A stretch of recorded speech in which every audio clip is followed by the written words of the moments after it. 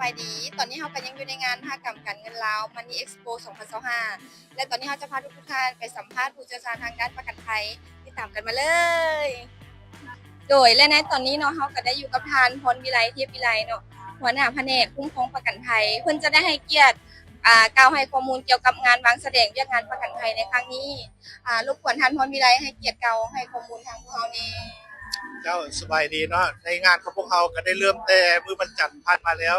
เราจะมีฮอดวันอาทิตย์วันที่21เดือนนี้เนาะซึ่งในงานมันนี่เอ็กซ์โปครั้งที่1นี้ก็มีบริษัทประกันภัยเข้าร่วมทั้งหมด13บริษัทเนาะในนี้ก็มีทั้งบริษัทประกันทั่วไปบริษัทประกันชีวิต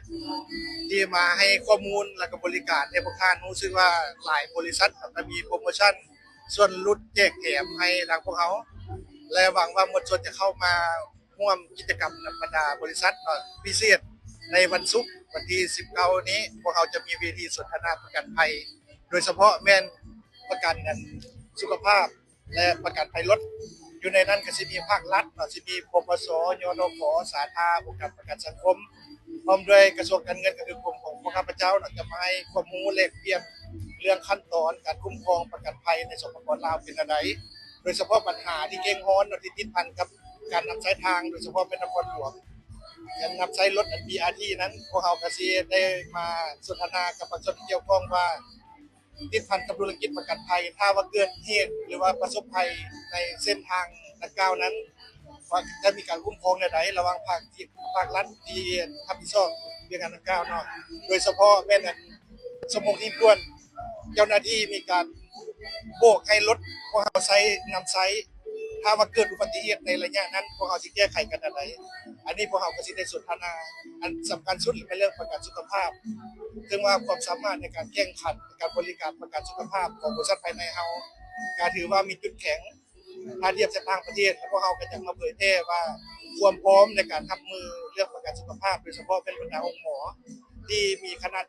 าดใหญ่ขนาดกลางและขนาดน้อยที่เป็นทางภาครัฐและภาคเอกชนพวกเราสิมีแนวทางในการให้บริการแนวใดเพื่อเป็นการยั่งยืนคุณภาพดังกล่าวนั้นพวกเราก็ได้เชิญสาธารณะมาเล่ามาตรฐานการนำใช้การเข้าถึงนอกจากนั้นบรรดาคลินิกหรือว่าโรงพยาบาลเอกชนนั้นก็จะได้มารับการยั่งยืนกับประชาชนเกี่ยวข้องนอกจากนั้นก็มีองค์การประกันสังคมที่จะให้ความเพิ่มเติม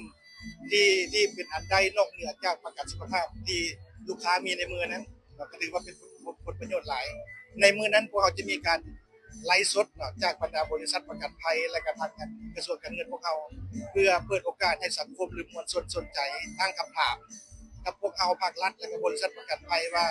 สิ่งที่พวกท่านเข้าใจถูกต้องหรือบ่พวกเราจะอธิบายในมื้อวันศุกร์เริ่มแต่ 10:30 นเป็นต้นไปจนถึง 12:00 นของวันศุกร์อันนี้ก็เป็นข้อมูลเบื้องต้นที่พวกเราอยากเชิญชวนมวลชนในนครหลวงเวียงจันทร์หรือว่าแขกที่แขกต่างแขวงหรือต่างประเทศที่ได้ดำรงชีวิตอยู่นครหลวงเวียงจันทร์นี้ให้มาร่วมเสวนาหรือว่าสนทนาประกันภัยในมื้อนั้นเนาะถ้าว่ามีอย่างเล็กเปลี่ยนพวกเราก็อยากรับฟังเพื่อจะมาพัฒนาองค์กรประกันภัยของพวกเรานี้ให้มีความสามารถในการแข่งขันรวมทั้งผู้คุ้มครองกระทรวงการเงินพวกเราเองและจะรับฟังปัญหาเพื่อจะได้มาพิจารณาแก้ไขด้วยการออกเป็นนิติกรรมหรือว่าออกเป็นกฎหมายอันนี้ก็อยากรับฟังกับคิดเห็นจากมวลชนทั้งภายในและต่างประเทศว่าการบริการประกันภัยหรือว่าการคุ้มครองภาครัฐพวกเราควรปรับปรุงแก้ไขอยู่ในแน่ๆเจ้าขอบใจโดยขอขอบใจท่านพรวิไลที่ได้ให้เกียรติให้กล่าวให้ข้อมูลพวกเราเนาะโดยขอบใจหลาย